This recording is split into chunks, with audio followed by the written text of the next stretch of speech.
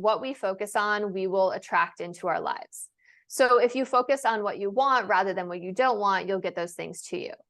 Now, unfortunately, psychologists estimate that 70 to 90% of people's thoughts are negative and repetitive. So most people focus on what they don't want. They focus on their fears, their doubts, their worries, their aches and pains.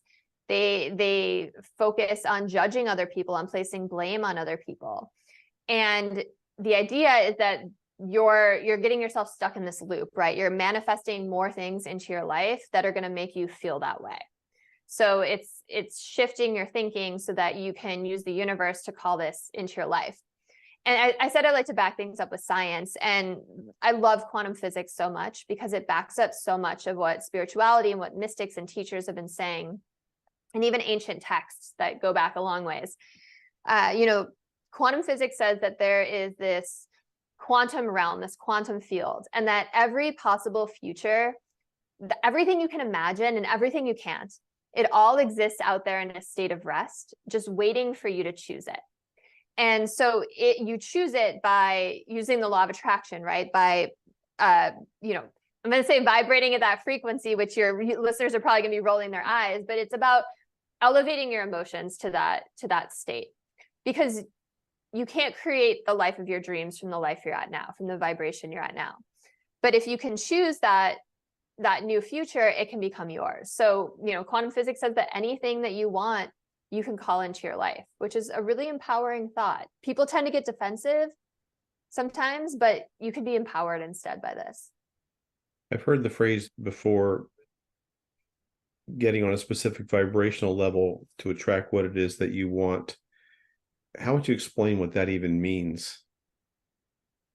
Yeah, to me, it's about elevating your emotions. And I love Joe Dispenza's work. I don't know if you're familiar with him, because he actually measures all of this in real time. He measures people's brain waves, he measures their heart and brain coherence, and he measures, all the chemicals in their body. But it's about putting yourself in a higher state, right? Because if you are stuck in fear and doubt and worry in all of these, what we call low vibration emotions, you're just gonna bring all that back to you. And the biological explanation of it is that let's say you went through something bad in your past, something traumatic in your past, nothing's good or bad, right? It's all subjective, but something traumatic in your past, and you start thinking about that thing. Well, every time you have a thought about it, you start having an emotion that's equal to that thought.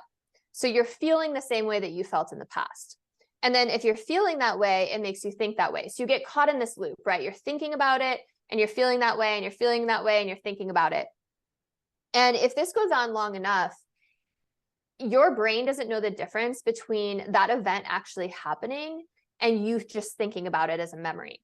So your body starts to produce the same chemical reactions as if you were going through that event. So the same cortisol gets released, the same adrenaline gets released. You can actually make yourself really sick just from a thought alone.